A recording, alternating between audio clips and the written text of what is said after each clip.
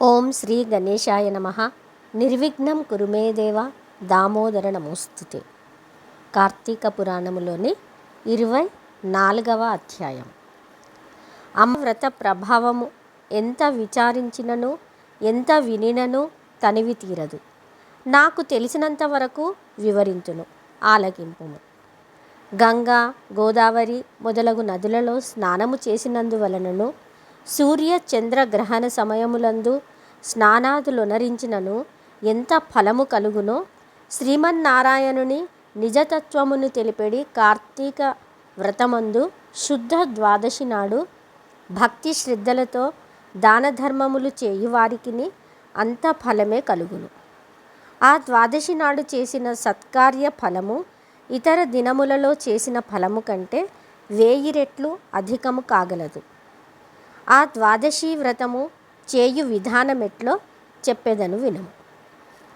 కార్తీక శుద్ధ దశమి రోజున పగటి పూట మాత్రమే భుజించి ఆ మరునాడు అనతనే భుజింపవలెను. దీనికొక ఇతిహాసము కలదు, దానిని కూడా వివరించెదను. సావధానుడవై ఆలకింపుమని ఇట్లు చెప్పుచున్నాడు. పూర్వము అంబరీషుడను రాజు కలడు.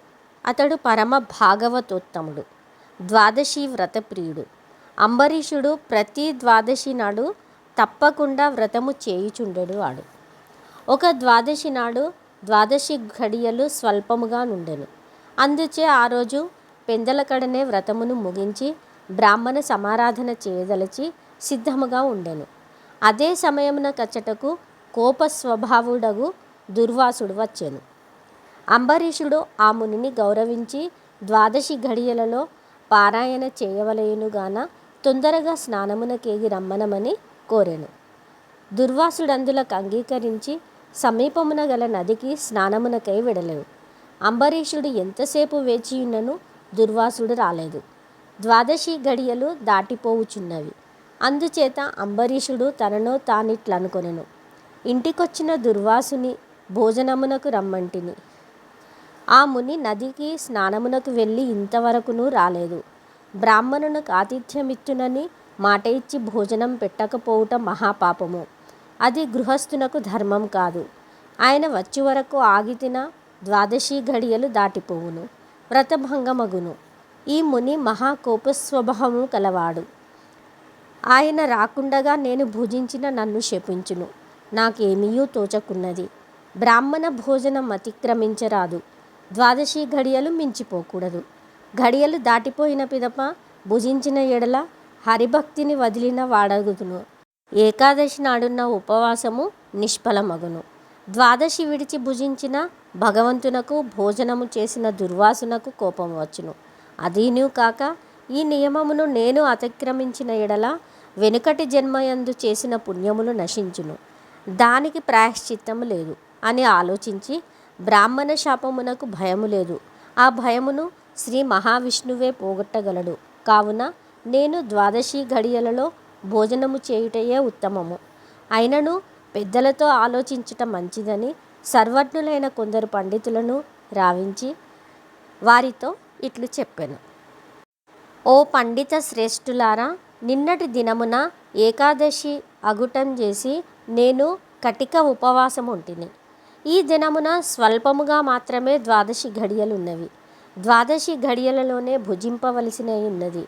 ఇంతలో నా ఇంటికి దుర్వాస మహాముని విచ్చేసిరి. ఆ మహామునిని నేను భోజనమునకు ఆహ్వానించి తిని, అందులకాయన అంగీకరించి నదికి స్నానార్థమై వెళ్ళి ఇంతవరకు రాకుండెను. ఇప్పుడు ద్వాదశి ఘడియలు దాటిపోవుచున్నవి. బ్రాహ్మణుని వదిలి ద్వాదశి ఘడియలలో భుజింపవచ్చునా, లేక వ్రతభంగమును సమ్మతించి మునికి వచ్చే వరకు వేచి ఉండవలెనా? ఈ రెంటిలో ఏది ముఖ్యమైనదో తెలుసుకోవలసినదని కోరెను. అంతటా ధర్మజ్ఞులైన ఆ పండితులు ధర్మశాస్త్రములు పరిశోధించి విమర్శ ప్రతి విమర్శలు చేసుకొని దీర్ఘముగా ఆలోచించి, మహారాజా, సమస్త ప్రాణికోటిలు గర్భకుహరములందు జఠరాగ్ని రూపమున రహస్యముగానున్న అగ్నిదేవుడు ఆకలిని పుట్టించి ప్రాణులు భుజించిన చతుర్విధాన్నమును పచనము గావించి దేహేంద్రియాలకు శక్తి నొసంగుచున్నాడు. ప్రాణవాయువు సహాయముతో జఠరాగ్ని ప్రజ్వరిల్లును. అది చెలరేగిన క్షుద్బాధ దప్పిక కలుగును. ఆ తపము చల్లార్చవలెనన్న అన్నము నీరు పుచ్చుకొని శాంతపరచవలెను. శరీరమునకు శక్తి కలగజేయువాడు అగ్నిదేవుడు.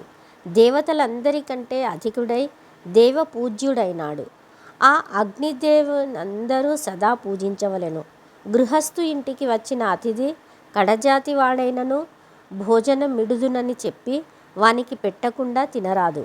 అందులోనూ వేదాంగ విశారదుడును మహాతపశ్శాలియు సదాచార సంపన్నుడును అయిన దుర్వాస మహామునిని భోజనమునకు పిలిచి వానికి పెట్టకుండా తాను భుజించుట వలన మహాపాపం కలుగును.